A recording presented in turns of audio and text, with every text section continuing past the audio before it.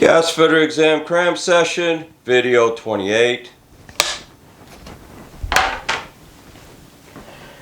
Okay, a category 1 limited plumbing alteration. This is the first level after minor alteration, ordinary plumbing work, minor alteration, where we don't need a permit, where we start needing a permit, where it begins to that we got to get a permit, and probably a lot of other stuff depending on what it is a category 1. That's the lowest one. Limited plumbing alteration. Okay. 2, a fuel gas piping system cannot exceed $35,000 in any 12-month period. Okay. That mark, the $35,000 mark in any 12-month period or in any year, that keeps it in a certain category, just like when we said a residential boiler is considered 350,000 BTUs or less. You don't need a permit to swap it out as long as you don't change the location of the appliance shut-off valve and the chimney's good. What else did we say? We said a low heat appliance is any appliance, a low heat or residential appliance is any appliance whose flue temperature will never go past 1,000 degrees. Same thing here. A category 1 limited plumbing alteration is defined by how much it costs. And if it's a $35,000 job and no more, it's category 1. Okay. A category 2. This is the next step after category 1. A category 2 limited plumbing alteration includes the installation of appliances that are vented directly through exterior walls. Okay, so what was a direct vented appliance we just dealt with? A space heater for a bedroom or sleeping room that we will allow to be in a sleeping room because we're not supposed to have gas-fired appliances in a sleeping room, but that's not considered in the sleeping room if it's direct vented because they see the intake and exhaust of the unit coming from the outside air. So, what other ones do we have? Installation of appliances that are vented directly through exterior walls, such as a new single domestic gas dryer, serving buildings occupied exclusively as 1-2 family dwellings, not more than 4 stories in height. That's a lot. So, we'll just write these numbers out. Now, mind you, these are very difficult questions. They go deep into sections of the code that one would not even, well, one may not even know they exist, and 2, one may not think that they would be asked these on the exam. They are. So we'll go over them at least once, just so you've seen them. Once again, prioritizing these questions, everything is worth knowing, but it's again, these questions are worth putting the extra effort in, going over again and again after you've definitely done the work on the tables and these other questions that get asked every single time. Okay? So, what are we saying? A category 2. Category 2.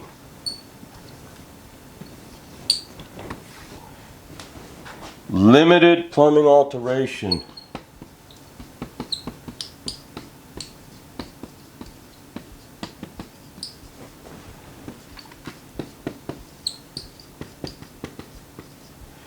So this is a definition of, this falls into, they're saying because of these categories, it's a limited plumbing alteration. You may not need a permit, okay? What's, like I said, what's a minor alteration, ordinary repair, minor alteration, right? Ordinary plumbing work, minor alteration. These fall into that. You may not need a permit if you stick to these things. So, such as a new single, so you can only have, it's only for one single domestic gas dryer. Well, if it's residential, it's going to be domestic. So, one clothes dryer.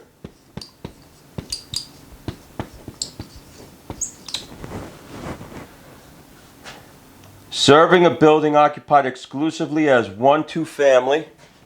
For 1-2 family. And that's it, exclusively. So what does that mean? Not a really tiny apartment building with just 2 units and a storefront. They don't want to hear about the storefront. They want strictly 1-2 family residence. No storefront, because it says exclusively. So I don't see, you can't have the bodega downstairs. And no more than 4 stories in height. So 4 stories max.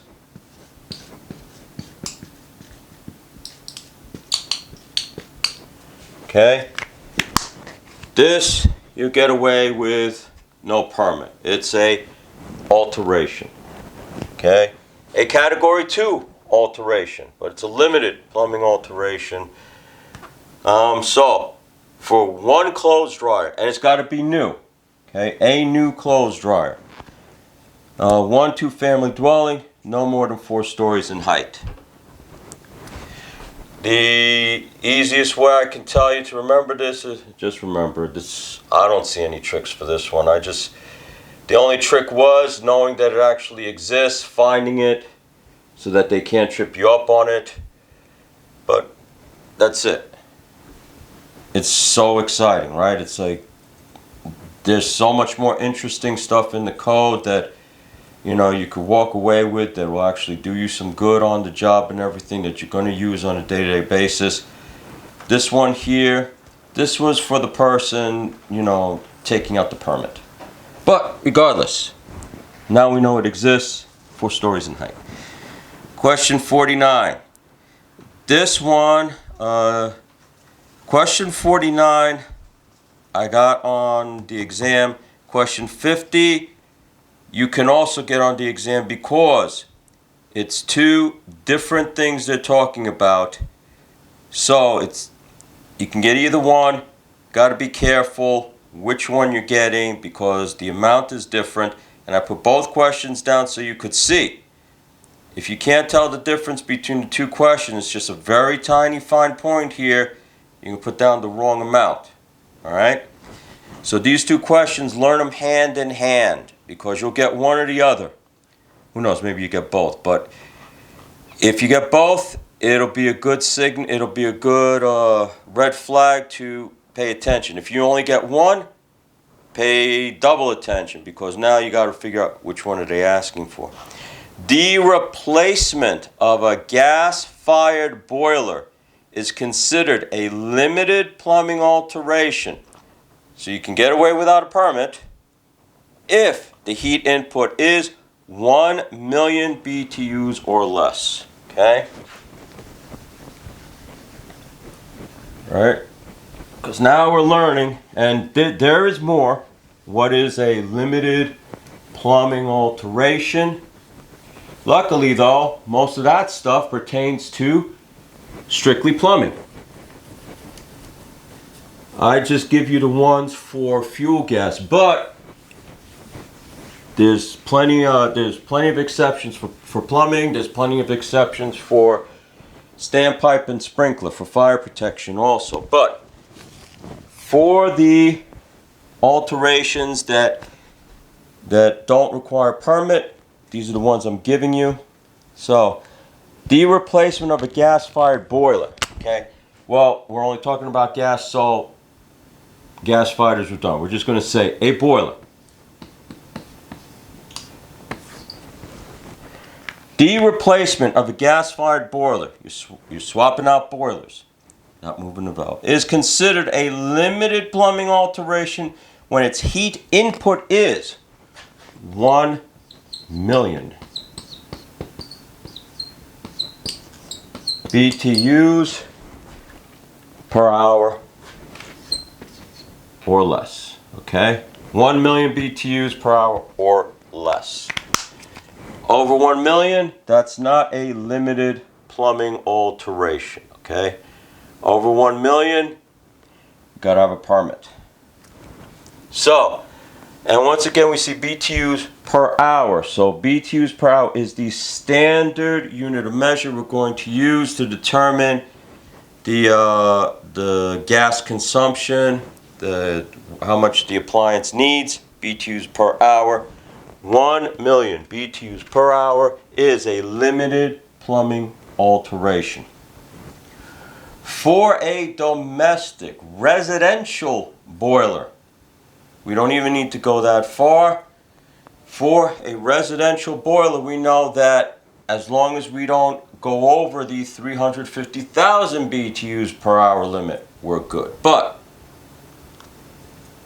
here, we're just talking plain old gas-fired boiler, may not be residential, 1 million BTUs or less. Now, sometimes you don't need to change the boiler. Oh, I'll leave this up. Sometimes you don't need to change the boiler. You got the boiler, but you also have the gun. You know, we usually call it gun for short, make it easier, but it's the burner. The unit that the gas is connected to, it's got the valves, the timers, the lights, the switches, all of that, shoots the flame into the chamber in the boiler so that it heats up the boiler itself, and then the water flowing through gets hot and it goes into the piping. The burner, or the gun, right? The replacement of a gas burner is considered a limited plumbing alteration when its heat input is. Okay, and now we'll put burner.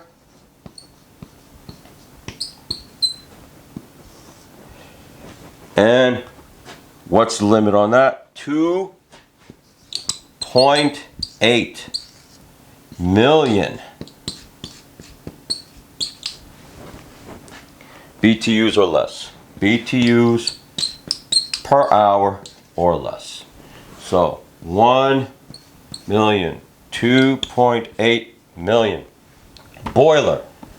Boiler is 1 million. Burner. Burner is 2.8 million. Okay? I would believe these are the two hardest questions on the exam. Alright? Because they're hard. I mean, a great deal of the difficulty is because, well, would you even think that you had to know that too? Now that you know it, it's a bit much. You know, wouldn't you rather know more about, I don't know, what schedule you need for this, or, you know, what pressure you need for that? I mean, that's kind of, that we're more likely to encounter. But now you know these are on the exam.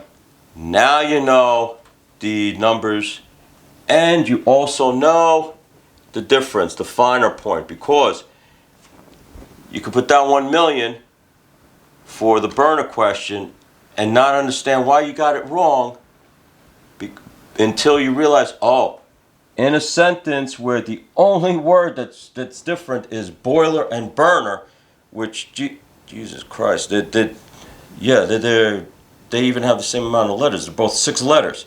They both end in R.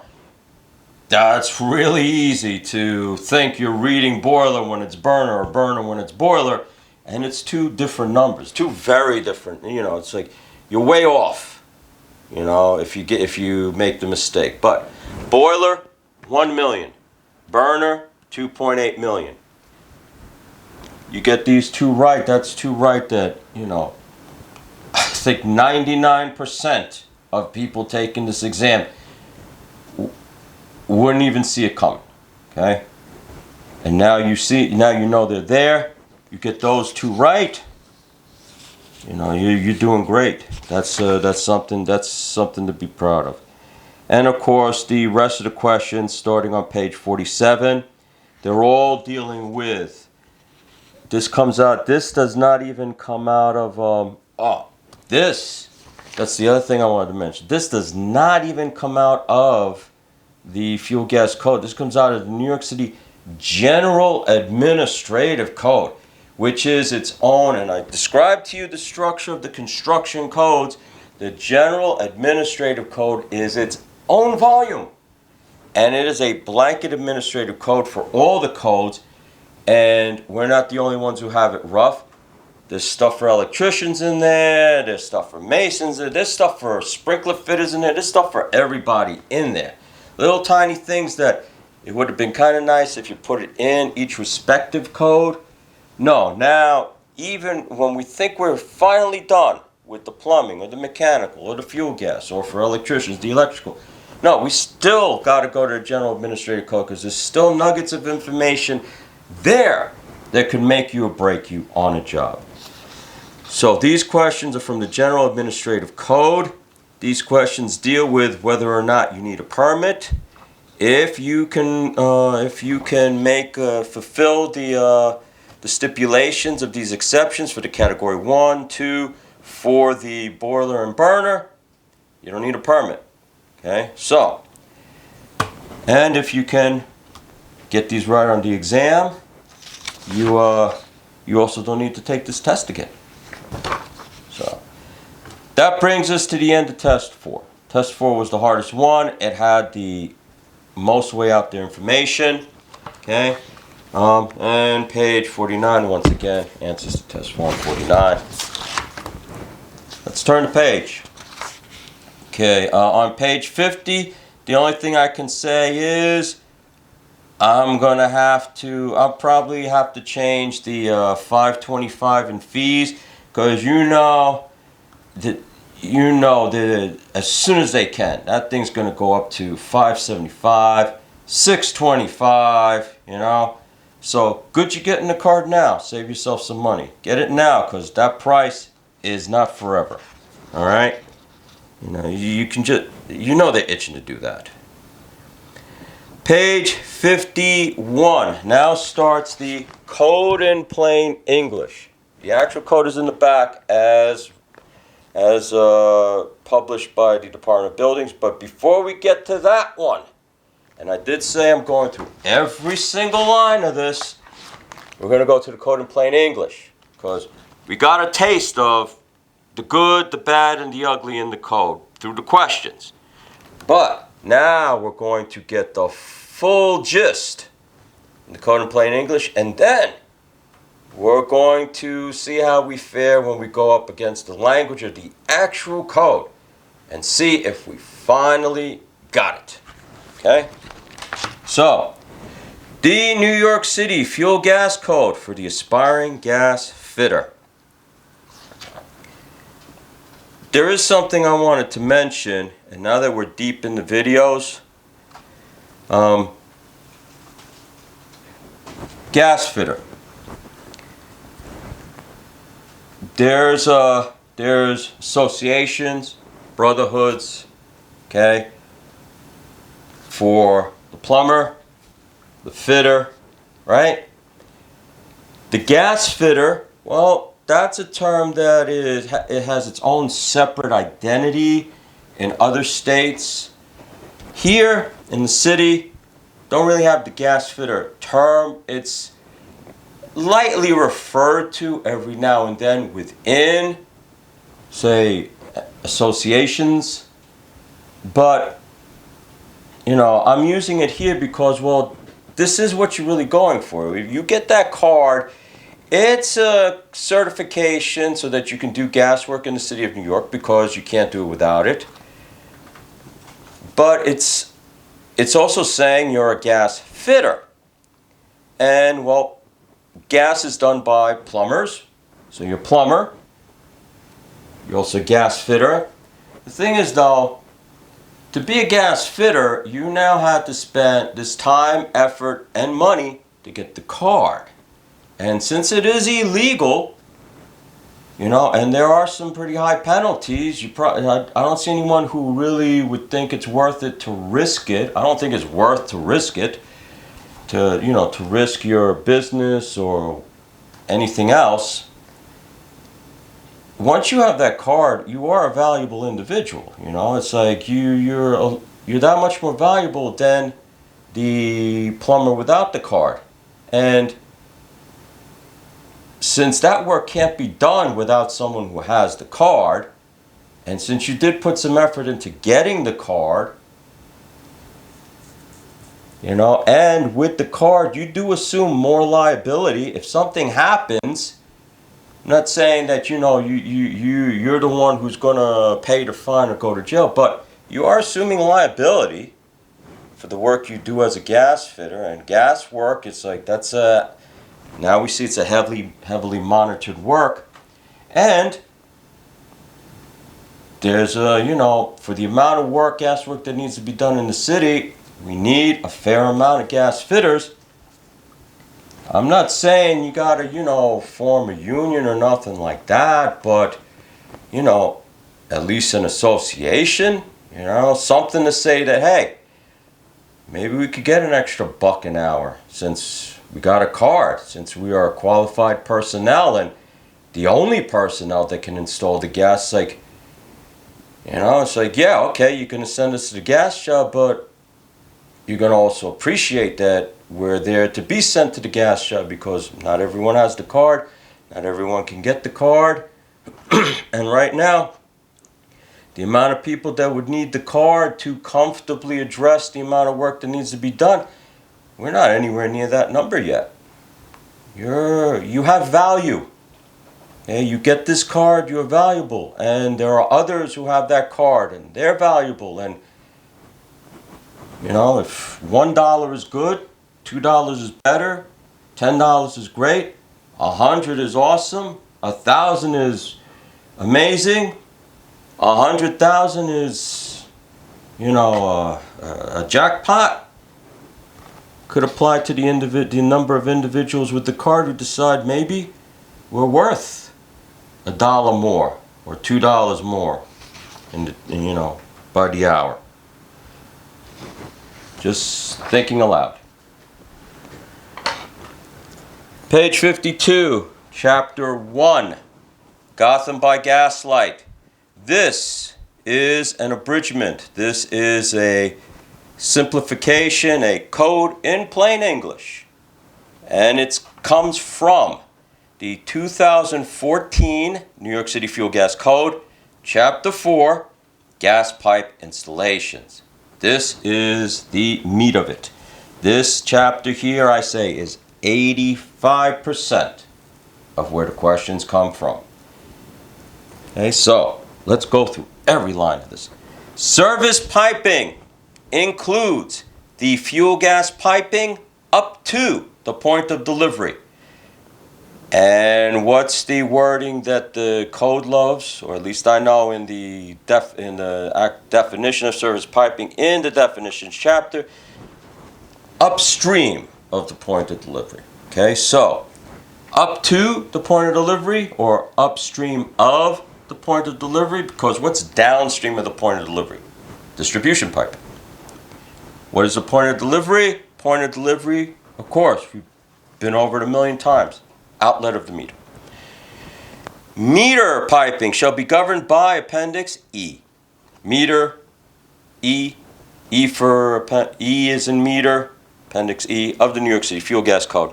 Service piping within buildings shall observe the structural integrity, fire stopping, and fire protection provisions as any piping system would, as outlined in the New York City Building Code. That ginormous volume. Generally, we're just going to make sure that whatever penetrations we make through wall seams, whatever, if they're intended to keep fire in one unit from spreading to another, from one side of a wall from going to another, we're going to make sure we leave it that way. You know, it's like either by replacing or installing some kind of fire stopping, whatever. Okay, fire protection, fire stopping. When modifying existing systems, sizing shall be in accordance to present requirements. Okay. They talk about systems that are already there. Maybe this system was put in during the 2008 code or the 1968 code. Well, you're doing it now. We're in 2014. 2014 requirements. Okay? So it's got to be up to snuff. Additional appliances that require more volume than the existing piping can provide shall have their supply piping enlarged. So if, let's say, 3/4 pipe is not there's 3/4 pipe there to feed the old unit. The unit or appliance we brought in, 3/4 not cutting it. We can go to 1 inch. Or shall have separate piping installed capable of providing additional capacity. If the 1 inch ain't going to work, or if it's not feasible to enlarge the pipe, we're going to run new piping from the point of delivery. It's going to have its own separate dedicated line to give it the amount of gas it needs. All exposed, concealed new piping shall be marked as follows. With a yellow labeled marked gas in black letters. Here we go. Marked gas in black letters as per ANSI ASME requirements. What are the ANSI ASME requirements? What is A13.1? I'll show you right now. A13.1 is this. Okay? This little sheet I gave you, this is A13.1. Alright, so that's where this little tiny table, size of pipe identification, comes into play. Because remember, on the gas meter room we had a sign that the letters had to be 1 inch high. Guess what? On this tape here, depending on the size of pipe, if you have an 8-inch main, it's got to be a bigger yellow label. And a big yellow label needs bigger black letters. If it's a 3/4 line, it doesn't need such a big label, and the letters don't need to be as big. So how do we know? Oh, well, they've already given us the directions. So let's say, for example, we had 3/4, 2 inch and 1/4. The length of the field, how long? 8 inches long. The size of the letters, 1/2 inch letters. Okay.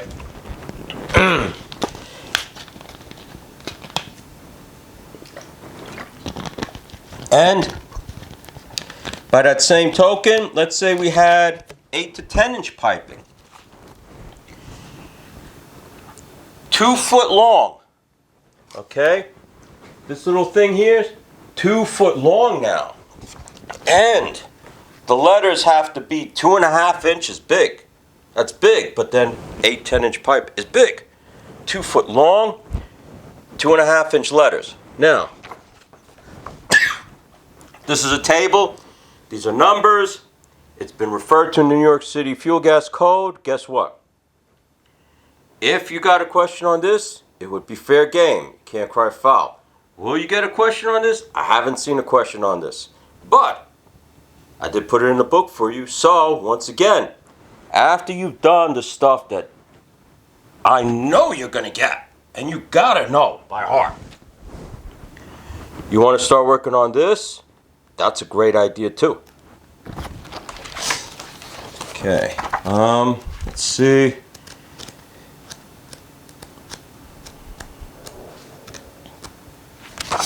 Okay, yellow labeled marked gas in black letters as per ANSI and American Society of Mechanical Engineers, publication A13.1, that sheet. Prior to testing. So, this is not like, oh, by the time you get your final inspection or your C of O or your turn on, your certificate to turn on the gas or whatever, that, oh, you'll have everything labeled. No. When you're going to test, and you got that test on there to show the DOB or third party inspector, that's when the labeling's got to be on there. So don't invite the inspector down until the labeling's on. The test may hold, it's beautiful, but you're still not going to get a pass on that because where's the labeling? And where does the labeling go? Everywhere except the room in which the appliance is in. Wherever the appliance is in, that gas piping that's in the same room as the appliance, that's the only piping that doesn't need this labeling. Everything else needs labeling. and space not more than